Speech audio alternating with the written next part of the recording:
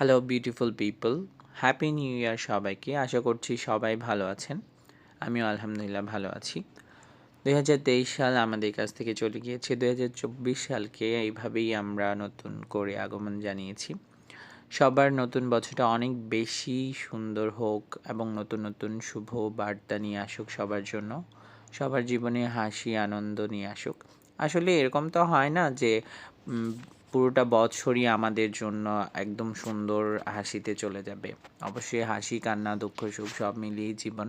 যেমন ছিল 2023টা, বাট যাদের জন্য 2023টা অনেক বেশি কষ্টকর ছিল তাদের জন্য যাতে অনেকটা সুখের বার্তা নিয়ে আসে সেই শুভকামনা রইল।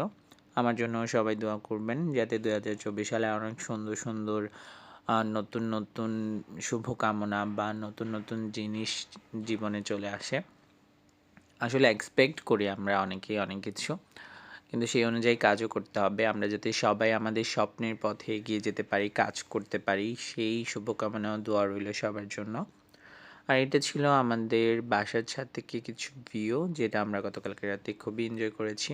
আতশবাজি দিয়ে সবাই নতুন বছরকে আগমন জানিয়েছে।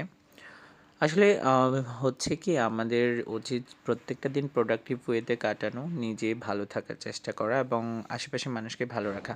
আমরা একটু রান্নাবান্না করলাম। আমার একটা ফ্রেন্ড আসছিল গতকালকে, রূপায়ণ। থ্যাংকস রূপ আসার জন্য। তারপর রান্নাবান্নার পর আমরা একটু নুডলস খেলাম, সবাই একটু ছবি নিলাম, একটা ভিডিও তৈরি করলাম। সবার সুস্থতা কামনা করছি। সবাই ভালো থাকবেন। Happy new year again.